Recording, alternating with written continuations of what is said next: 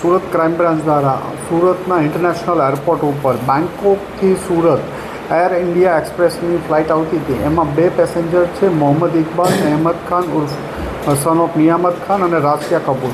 આ બંને બેંકોકથી ડ્રગ્સ લઈને આવે છે, હાઇબ્રિડ ગાંજો. એ ઇન્ફોર્મેશનના આધારે સુરત ક્રાઇમ બ્રાન્ચ દ્વારા એરપોર્ટ ઉપર આ બંનેને પકડી પાડવામાં આવ્યા હતા.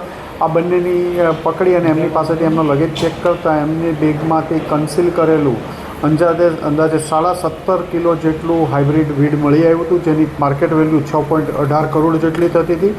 આ બંને ઉપરાંત આ જે મુદ્દામાલ છે આ બંને બેંકોકથી લાવ્યા હતા અને એ બહાર સુરત એરપોર્ટ ઉપરથી જ તામિલનાડુનો એક થમીમ ઉર્ફે તમીમ ઇબ્રાહિમ અંસારી, જે કાંચીપુરમ તામિલનાડુનો છે, એને આપવાનો હતો અને એ લેવા માટે બહાર આવ્યો છે. એ ઇન્ફોર્મેશનના આધારે ક્રાઇમ બ્રાન્ચની ટીમે બહારથી થમીમ અથવા તમીમ અંસારીને પણ પકડી પાડ્યો. આ ત્રણેય તામિલનાડુના રહેવાસી હતા. આ માલ ક્યાંથી લાવ્યા, કોને આપવાનો હતો, આ પૂછપરછ કરતાં તામિલનાડુના જ 2 ઇસમો મોહમ્મદ અલી અને મોહમ્મદ ઇબ્રાહિમ, જે 2-2.5 વર્ષથી બેંકોકમાં રહી અને ભારતના વિવિધ શહેરોમાં અલગ અલગ એરપોર્ટો ઉપર હાઇબ્રિડ ગાંજો કેરિયર થ્રુ મોકલતા અને એ તામિલનાડુ અને અન્ય રાજ્યોમાં મોકલવામાં આવતો હતો. આમની પૂછપરછ દરમિયાન આ માલ આગળ થાનાગની ઉર્ફે શાહજહાં, જે ચેન્નાઈ તામિલનાડુમાં રહે છે, એને ત્યાં આપવાનો હતો. અહીંથી તમીમ લઈ અને સુરત એરપોર્ટથી રિસીવ કરી અને ત્યાં આપવાનો હતો.